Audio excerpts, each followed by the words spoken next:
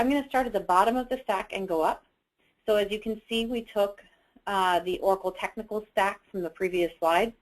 We actually added a line called infrastructure to that because one of the most exciting evolution items here is really that Oracle has gotten to a place where they're looking at hardware and software engineered to work together.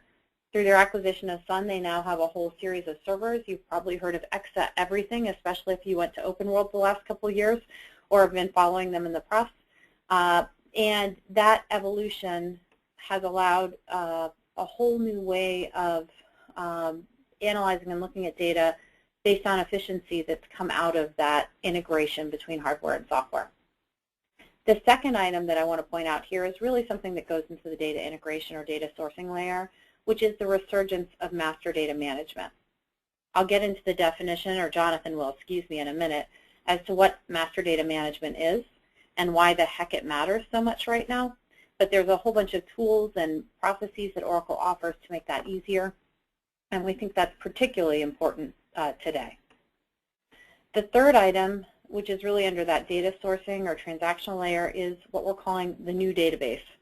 And what we mean there is there's a whole bunch of different sources of information that historically were very difficult to get at, and up until recently really didn't even matter, because only recently have they had enough volume of data in them to even be relevant for analysis and for performance management thinking. But with the explosion of certain kinds of data has come the need to manage it and better understand it. And there's new ways of organizing that data and presenting it that are pretty cool.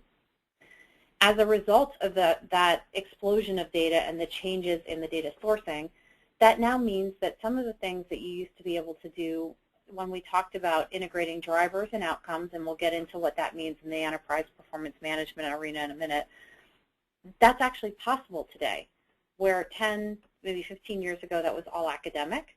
And so it was a theory, but it wasn't actually executed in practice, and we're going to really work on explaining why that's so exciting in the business analytics world. And then finally, with new data sources comes new ways of looking at the data, and Oracle has got some really cool new stuff out on the front end in what's traditionally called the business intelligence arena that will allow you to take advantage of some of the data that you're trying to turn into knowledge and information. So with that, I'm going to jump into the first new cool thing, which is an infrastructure. And to this audience, I've seen a lot of your titles. You're probably looking at the hardware image there on the bottom right and thinking, yawn, servers, why am I even thinking about this? But there's really the idea of the information appliance and bringing a solution to you in a single box. And really what this means is that the infrastructure provides consistent, predictable performance, which allows you to have a much faster access to a much larger pool of data.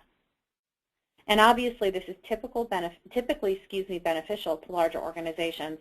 But we are working with some, for lack of a better term, internet startups that are generating now masses of data right out the gate. So although historically, a large retailer or a large commercial or consumer bank might, generate masses and masses of transactions, it's not unusual these days for a smaller retail